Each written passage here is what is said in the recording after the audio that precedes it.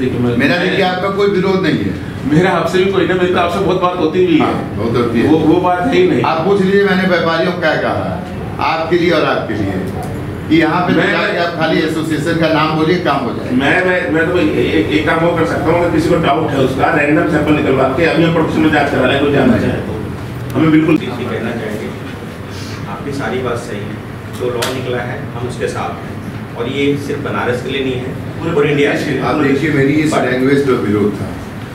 यहाँ देखिए क्या लिखा है, कैरी बैगों शब्दों के बाद और वस्तु शब्द अंत। नगर निगम ने इसी बात को कप और उसके लिए अपने दोना कप ग्लास के लिए इसमें निर्देश था, उन्होंने अपने स्वयं विवेक से उन्होंने दिया हुआ है कंक्लूजन कि वहाँ पे उनकी फाइल ऊपर लग रही है, लेकिन उन्होंने अलाउ इसलिए और उद्यमी मौजूद रहे। बैठक में नगर स्वास्थ्य अधिकारी डॉक्टर अमित सिंह गौर ने प्रतिबंधित प्लास्टिक की 19 वस्तुओं का ब्यौरा देते हुए गोष्ठी में बताया कि earbuds, balloon with plastic stick, decoration में प्रयोग होने वाले थर्माकोल उत्पाद, plastic disposal plate, cup, glass, plastic tray, चम्मच, कांटा, छुरी, प्लास्टिक स्ट्रा, मिठाई के डब्बों की पैकिंग वाली फिल्म, निमंत्रण पत्रों पर चढ़ने वाली प्लास्टिक फिल्म, सिगरेट की डिब्बी पर चढ़ाए जाने वाली फिल्म, 100 माइक्रोन से कप उठाई गए प्लास्टिक और पीवीसी के बैनर प्लास्टिक हटाने को विशेष रूप से किया गया है। ये सारी चीजें आज हम लोग नगर आयोग साहब से प्लास्टिक के विषय पे मिलने आए थे, जो इनके कर्मचारी ने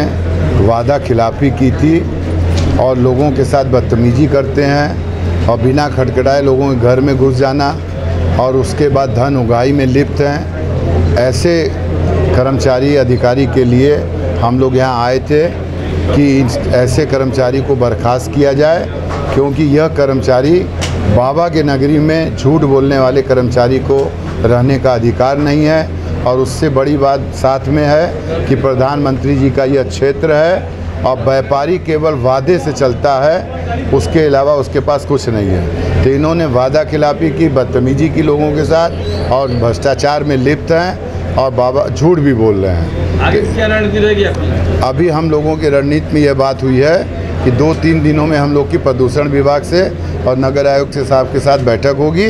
उस बैठक के निर्णय के बाद हम लोग दूसरे दिन से बैठक करके रणनीति बनाएंगे, परंतु उस कर्मचारी के खिलाफ, अधिकारी के खिलाफ अभी से कार्रवाई चालू होगी।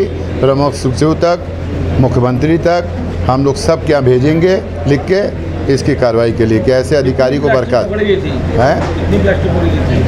पॉलीथीन होगी हमको लगता है 10-12 बैग,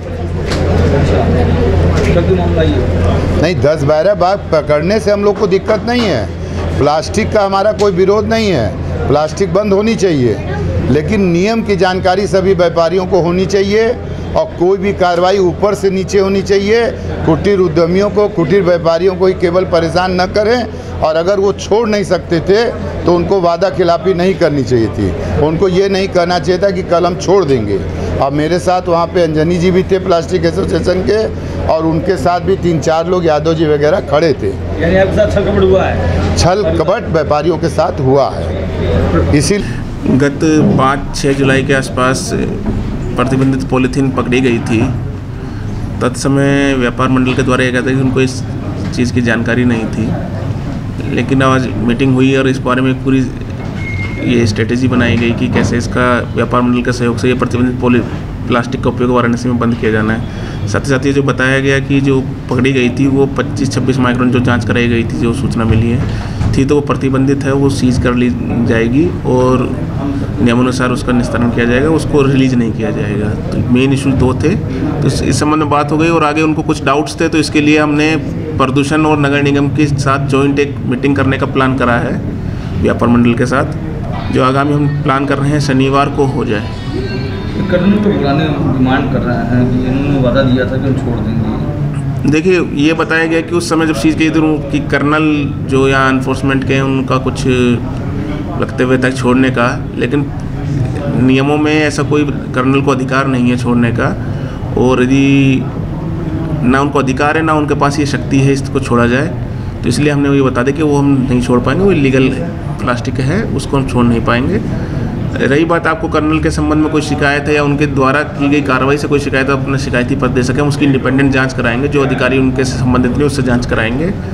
और जो भी कार्रवाई होगी फिर कार्रवाई के लिए शासन को भी लिखा जाएगा, उसमें कोई दिक्कत नहीं है। सर छोटे कन्ना वाले पन्नी लेते हैं, सन्नाटे में जाके सेटलमेंट कर लेते हैं उसके लिए। देखो वही हम बता रहे हैं कि अगर उनकी शिकायत और ऐसा कुछ तथ्य आता है, हम एक इंडिपेंडेंट जांच करा रहे हैं, जिसको जो उस विभाग के संबंधित अधिकारी नहीं है दूसरे विभाग के अधिकारी करेंगे, और अगर उसमें निकलता है तो हम उसमें सख्त से कार्रवाई भी करेंगे। और उनको अगर ऐसा है कि ऐसे इन्होंने गलत काम करा रही है, किस तरह का भ्रष्टाचार किया है, तो सेवा समाप्ति के लिए शासन को भी लिखा जाएगा। धन्यवाद सर।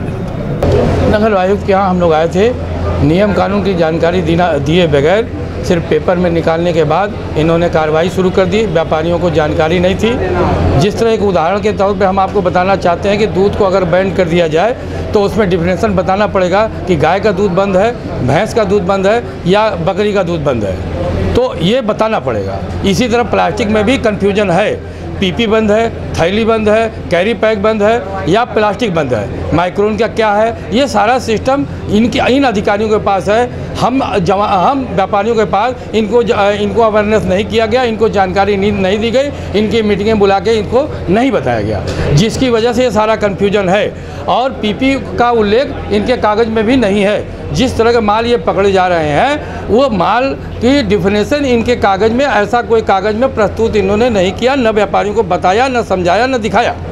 अगर अभी भी ये बात हुई है कि अगर इस तरह की बातें हुई तो हम लोग यहाँ पे भी हम लोगों ने विरोध किया है और यह बात कहा है कि आप सारी चीज़ों को बताएं और इसके साथ साथ इसको क्लियर करें। प्रदूषण विभाग अलग है, इनका विभाग अलग है, और अगर यहाँ से क्लियर नहीं होता तो कमिश्नर के पास जाएंगे, कमिश्नर के अलावा विभाग में मंत्री के पास जाएंगे और शासन में जाके मुख्य सचिव से भी इनकी शिकायत हम करेंगे कि इस तरह की कार्रवाई जिस तरह बनारस में हो रही है ये गलत हो रही है और जानकारी के अभाव में हो रही है। और भी नमकीन है, बिस्कुट है, वो भी नहीं, वो भी सबसे बड़ा मुद्दा ये है कि बड़ी बड़ी मल्टीनेशनल कंपनियों के दबाव में ये छोटे उद्योगों को समाप्त करने की बात की जा रही है, क्योंकि आज भी पार्ले का बिस्कुट, ब्रिटानिया के बिस्कुट में 25 माइक्रोन की प्लास्टिक लग के और बिक रही है और इन पे कार्रवाई नहीं हो रही है क्योंकि ये बड़े अधिकारी उनको नहीं पकड़ रहे हैं। उनसे क्या कर रहे हैं ये इनका मैटर है, लेकिन छोटे व्यापारियों को उठा के प्रेस में दे के दहशत जरूर व्यापारियों के अंदर पैदा कर रहे हैं और ये दहशत व्यापार मंडल के लिए हम बर्दाश्त के बाहर हैं। हम डिजिटल इंडिया का digital new platform live VNS पिछले 7 वर्षों से बनारस की सेवा में। पाइए बनारस के कोने कोने की खबर निष्पक्षता के साथ लाइव VNS से। बनारस की ताज़ा तरीन खबरों के लिए प्ले स्टोर से डाउनलोड कीजिए लाइव VNS ऐप या फॉलो कीजिए लाइव VNS को सोशल मीडिया पर।